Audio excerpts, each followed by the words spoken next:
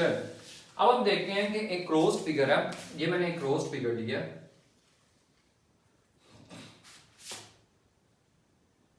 ठीक है जी। ये मैंने एक क्लोज फिगर ले लिया, इसके बीच में मैंने एक पॉइंट चार्ज रख दिया Q, ठीक है। अब ये जो Q चार्ज है ये हर डायरेक्शन में क्या लगा रहा है, निकाल रहा है, इलेक्ट्रिक फील्ड लाइंस प्रोड्यूस कर रहा है, ठीक है। ये इलेक्ट्रिक फील्ड लाइंस इसकी हर डायरेक्शन में क्या हो रही है, ओरिजिनेट हो रही है। ये आपके पास इसकी इलेक्ट्रिक फील्ड लाइंस है, ठीक है जी। अब ये Q चार्ज है, इसकी चारों तरफ क्या हो रही है, इलेक्ट्रिक फील्ड लाइंस मूव कर रही हैं। अब इसका फ्लक्स कितना लिंक्ड है, यानी कि कितनी इलेक्ट्रिक फील्ड लाइंस इस सरफेस के साथ लिंक्ड है, वो मुझे कैसे कैलकुलेट करूंगा। देखें पहली बात तो ये है कि हर जगह पे ये क्या बना रहा है, एंगल डिफरेंट बना रहा है। यहाँ पर इसका एंगल डिफरेंट है, यहाँ पर इसका एंगल क्या है, डिफरेंट एंगल्स बन रहे हैं आपके पास। यहाँ पर देखें ये लाइन ऐसे जा रही है आपके पास, ठीक है, यहाँ पर एंगल और होगा, यहाँ पर और होगा, तो हर जगह पे एंगल जो है इसका डिफरेंट है। तो एंगल अगर डिफरेंट है तो मैं इसका फ्लक्स कैलकुलेट नहीं कर सकता हूँ।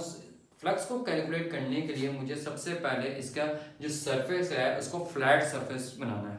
फ्लैट सरफेस का मतलब है कि सीधा सरफेस बनाना है। ये एक मेरे पास कर्व सरफेस है, इसका मुझे फ्लैट सरफेस बनाना है। तो इसको फ्लैट सरफेस बनाने का मेरे पास जो एक रूल है, यानी कि एक तरीका है, वो क्या तरीका है कि मैं इस तमाम सरफेस को एक छोटे छोटे से स्मॉल इंटरवल्स में डिवाइड कर देता हूँ। देखें अगर मेरे पास एक ये कर्व है, ठीक है, तो ये आपको दूर से पूरा कर्व नजर आ रहा है, लेकिन अगर मैं इतना सा ऐसा ले लूं उसमें से, तो ये एक क्या नजर आ रही है, मुझे स्ट्रेट लाइन नजर आ रही है। यानी कि ये जो पार्ट है ये मेरे पास क्या बन गया, फ्लैट बन गया। यानी अगर मैं इसको ओपन करके दूं तो ये बिल्कुल एक स्ट्रेट लाइन बन रही है। तो इसका मतलब ये है कि अगर मैं इन तमाम जो इसका जो बाउंड्री है उसको एक स्मॉल पैचेस में डिवाइड कर दूं, यानी कि अगर मैं देखें तो ये एक मैंने इसका हिस्सा ले लिया, ठीक है। अब ये एक फ्लैट सरफेस बन चुका है मेरे पास। अगर मैं इसको बाहर लेकर आऊं तो मेरे पास ये जस्ट एक ऐसे इस तरह से एक फ्लैट सरफेस बन गया मेरे पास। अब ये कर्व नहीं रहा, अगर मैं एक स्मॉल पीस ले लूं तो अब यहाँ से जो इलेक्ट्रिक फील्ड लाइन मूव कर रही है वो इस डायरेक्शन में मूव कर रही है आपके पास। और अगर मैं इस फ्लैट सरफेस का यानी इस फ्लैट सरफेस का एरिया वेक्टर लूं तो वो भी क्या है, परपेंडिकुलर टू द सरफेस। तो यहाँ पर एरिया वेक्टर भी आ गया मेरे पास, ये इसका, ठीक है, ये एरिया वेक्टर आ गया, ये इलेक्ट्रिक फील्ड लाइंस आ गई मेरे पास। तो ये इसका एरिया वेक्टर है, ये इसका क्या, इलेक्ट्रिक लाइंस का इस एक सरफेस का, ठीक है। तो दोनों के दरमियान जो एंगल बन रहा है वो क्या बन रहा है, 0 डिग्री, ठीक है। अगर मैं यही चीज यहां पर ले लूं ऐसे करके, ये इसको मैं इस तरह से, ये तो यहां से जो इलेक्ट्रिक फील्ड लाइन गुजर रही है वो ये गुजर रही है, और इसी का एरिया वेक्टर अगर मैं परपेंडिकुलर ड्रॉ करूं तो ये परपेंडिकुलर मेरे पास बन जाता है। तो दोनों के दरमियान एंगल कौन सा है, 0 डिग्री। तो हर जगह पे इस पूरे स्फीयर को मैंने छोटे छोटे स्मॉल इंटरवल्स में डिवाइड कर दिया, टोटली पूरे स्फीयर को डिवाइड कर दिया। अब जब पूरे स्फीयर को मैंने टोटल डिवाइड किया तो उसको हम इंटरवल्स के फॉर्म में लिख लेते हैं। तो इंटरवल्स के फॉर्म में हम लोग किस तरह से लिखेंगे, देखें अगर ये इसको मैं फ्लक्स 1 कह दूं, इसको मैं फ्लक्स 2 कह दूं, इस तरह सो ऑन जितने जितने मेरे पास पैचेस हैं सबको मैं फ्लक्स 2 फ्लक्स 3 फ्लक्स 4, तो n टर्म्स तक मैंने इसको क्या कर दिया, स्मॉल इंटरवल्स में डिवाइड कर दिया, तो n फ्लक्स आ जाएगा मेरे पास। तो फ्लक्स 1 पहले मैं कैलकुलेट कर रहा था, फ्लक्स 1 है मेरे पास E1 delta A1, change in area, यानी कि यहां पर आपके पास A1 से लेकर A2 तक जितना एरिया में क्या है चेंज आया उसका मैंने ले लिया डेल्टा A1, ठीक है। फ्लक्स 2 निकालते हैं, फ्लक्स 2 के लिए मेरे पास क्या होगा, आपका E2 delta A2 and so on करते करते फ्लक्स n आप निकाल लें तो मेरे पास क्या आ जाएगा, En डेल्टा An, ठीक है जी। तो अगर मैं इसका टोटल फ्लक्स को कैलकुलेट करूं तो टोटल फ्लक्स मेरे पास आ जाता है E1 delta A1 plus E2 delta A2 and plus so on plus En delta An, ये फ्लक्स आ गया। E1 का मैग्नीट्यूड बराबर होता है E2 के मैग्नीट्यूड बराबर होता है E3 का magnitude and so on equal होता है प्लस En का मैग्नीट्यूड। मतलब क्या है इसका मतलब ये है कि चार्ज तो यहाँ पर आपके पास, ठीक है, और इस चार्ज से यूनिफॉर्मली मैग्नेटिक फील्ड हर डायरेक्शन में निकल रही है, हर डायरेक्शन में क्या निकल रही है, यूनिफॉर्म मैग्नेटिक फील्ड निकल रही है। इसका मतलब अगर मैं यहाँ पर E1 की वैल्यू कैलकुलेट करूंगा तो यहाँ पर भी E जो होगा मेरे पास सेम होगा, यहाँ पर E लूंगा तो वो भी क्या होगा सेम, क्योंकि हर डायरेक्शन में क्या जा रहा है, यूनिफॉर्म इलेक्ट्रिक फील्ड जा रहा है। तो इलेक्ट्रिक फील्ड की जो वैल्यू है वो क्या है, यूनिफॉर्मली है हर डायरेक्शन में आपके पास। तो यूनिफॉर्म इलेक्ट्रिक फील्ड जो है वो हर डायरेक्शन में है, तो लिहाजा ई की वैल्यू भी हर डायरेक्शन में क्या होगी आपके पास सेम होगी, इसलिए E1 बराबर होगा E2 के बराबर होगा, E3 के बराबर होगा एंड सो ऑन En के इक्वल आ जाएगा, यानी कि सब E की वैल्यूज क्या होंगी सेम।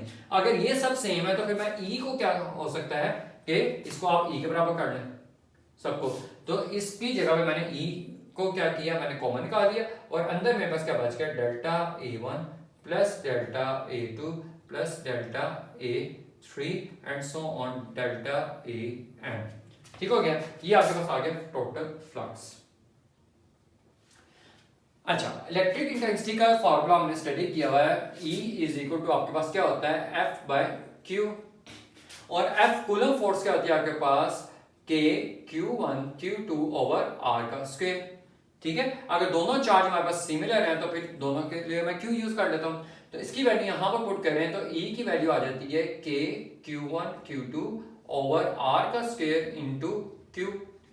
ठीक है जी, तो ये Q से कैंसिल हो गया, तो ये आपके पास वैल्यू आ जाती है, अगर मैं K की वैल्यू पुट कर दूंगा ना 4 pi epsilon not Q over R का स्क्वायर, ये आपके पास क्या आ जाती है इलेक्ट्रिक फील्ड की वैल्यू हो जाती है। ठीक हो गया, ये आपका इलेक्ट्रिक फील्ड की वैल्यू है। और अगर स्फीयर का एरिया की मैं बात करूं तो एरिया होता है 4 पाई R का स्क्वायर के बराबर होता है। अब ये वाली वैल्यू और एक ये वाली वैल्यू, इन दोनों वैल्यूज को मैं यहां पर पुट कर देता हूं। देखें ये पूरा एरिया यानी कि A1 plus A2 plus A3 plus A4 plus A5 plus A6, ये सब जितना एरिया मैं जब इसको ऐड करूंगा तो मेरे पास एक पूरे का पूरा क्या बन जाएगा, स्फीयर बन जाएगा, क्योंकि इस पूरे के स्फीयर को मैंने इन एरियाज में डिवाइड किया हुआ है। तो इन जब पूरे एरिया को मैं इकट्ठा कर लूंगा तो एक क्या बन जाएगा मेरे पास स्फीयर, और स्फीयर का मेरे पास फॉर्मूला होता है एरिया का क्या 4 पाई R स्क्वायर, तो इसकी जगह मैं पुट कर देता हूँ 4 पाई R का स्क्वायर, और E की जगह मैं वैल्यू पुट कर देता हूँ 1 over 4 pi epsilon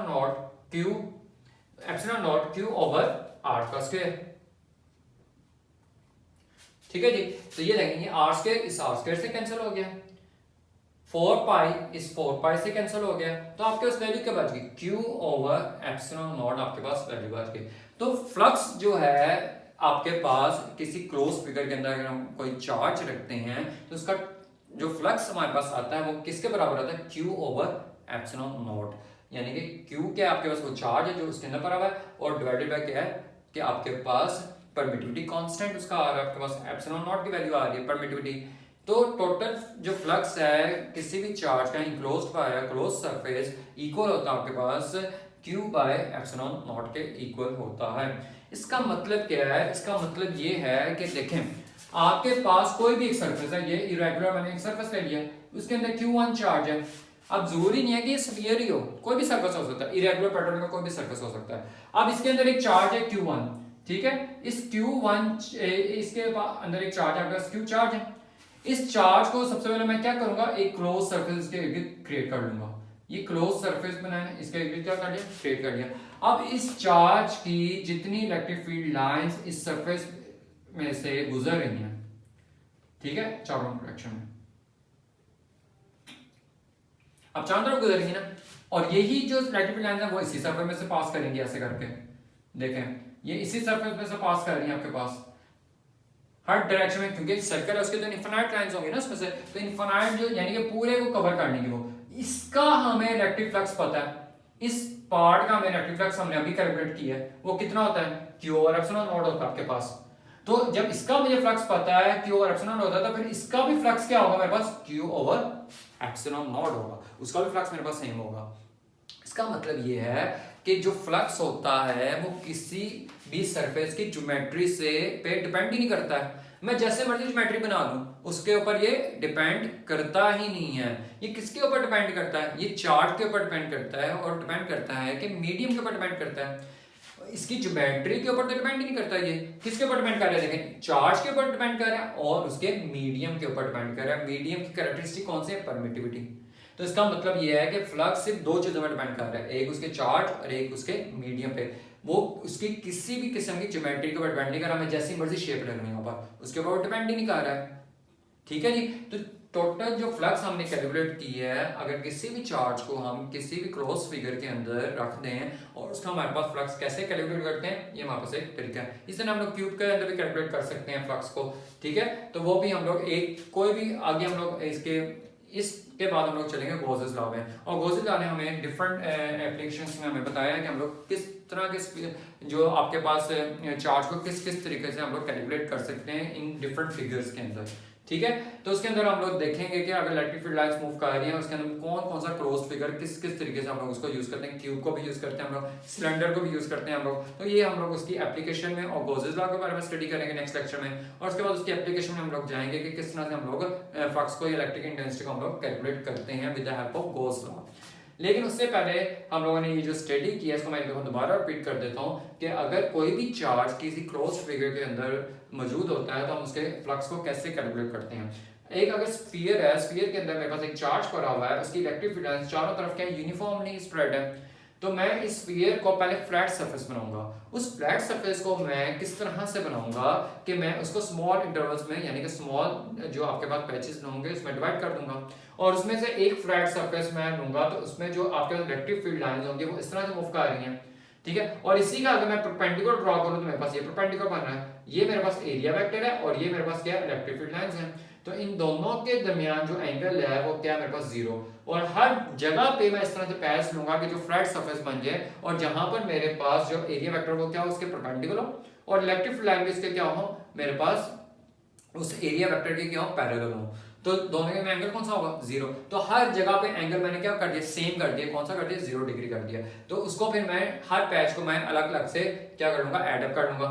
E1 delta A1 आपके पास plus E2 delta A2 plus so on En delta An, इस तमाम इलेक्ट्रिक फील्ड को मैं क्या करूंगा, एडअप करूंगा। लेकिन यहाँ पर जो इलेक्ट्रिक फील्ड है वो यूनिफॉर्म है, यानी कि हर एक सरफेस के जो जितना भी सरफेस है उसके साथ क्या लिंक जो हो रही है वो सेम हो रही है हर जगह पे, तो उसको मैं क्या अलग से क्या कर दूंगा, इक्वल टू ई कर दूंगा। ठीक है जी, तो उसके बराबर है, उसका मैग्नीट्यूड ले लिया मैंने। ये मोड का मतलब क्या है, मैंने इसका मैग्नीट्यूड की बात की, वेक्टर की बात नहीं की, उसके डायरेक्शन की बात नहीं की, जस्ट उसके मैग्नीट्यूड की बात की। और उसका मैग्नीट्यूड हमारे पास पता है किसके बराबर होता है, 1/4 pi epsilon not q over r के स्क्वायर के बराबर होता है। यहां से मैंने ड्राइव कर दिया ये। ठीक है, तो उसकी वैल्यू पुट की है, और इन तमाम जो एरिया जो अंदर रह गया मेरे पास, ये एरिया इसके अंदर जो रह गया, उस एरिया को अगर मैं एड अप कर दूं तो मेरे पास दोबारा स्फीयर बन जाता है ये, और स्फीयर का मेरे पास एरिया होता है 4 पाई r स्क्वायर। तो उसकी वैल्यू मैंने यहाँ पर पुट की, पाई 4 पाई r स्क्वायर, 4 पाई से कैंसिल हो गया, r स्क्वायर से कैंसिल हो गया, तो बाकी क्या बच गया मेरे पास, q ओवर एप्सिलॉन नॉट। ये हमें इक्वेशन ये बताती है, यानी कि फार्मूला में ये बता रहा है कि Q जो चार्ज है और एप्सिलॉन नॉट, यही दोनों चीजों पर डिपेंड कर रहा है हमारे पास फ्लक्स, किसी भी इनक्लोज सरफेस का जो फ्लक्स है वो इन दो चीजों पर डिपेंड कर रहा है। हमारे पास उसकी ज्योमेट्री के साथ कोई लिंक नहीं है, इसका ज्योमेट्री जैसे मर्जी का आपके पास, हमारे पास जो फ्लक्स होता है वो सिर्फ इन दो चीजों के ऊपर डिपेंड करता है। तो ज्योमेट्री हम जैसे मर्जी ले लें, उसका इससे कोई लिंक नहीं है। ठीक है जी, तो अब हम नेक्स्ट लेक्चर में गॉस लॉ के बारे में स्टडी करेंगे। Thank you.